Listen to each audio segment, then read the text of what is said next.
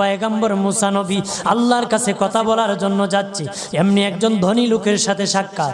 ধনী কয়, মুসা রে, ও মুসা, আমার এত ধন হিসাব রাখতে পারি না, আল্লাহরে জিগাইবানি কি করলে আমার ধন কমবে? মুসা নবী কয়, ঠিক আছে জিগাইব। একজন বৃদ্ধার সাথে, একজন মহিলার সাথে দেখা। মহিলা কয়, মুসা কই যাও, কই যাও রে মুসা? মুসা নবী কয়, তোর পাহাড়ে যাব, আল্লাহর সাথে কথা বল।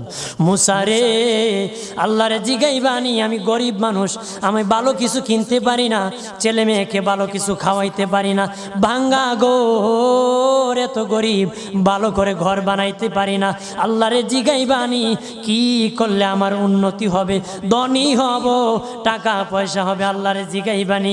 আল্লাহ মুসা নবী কয়, ঠিক আছে, আল্লাহরে জিগাইব, তুমি কেমনে ধনী হইবা।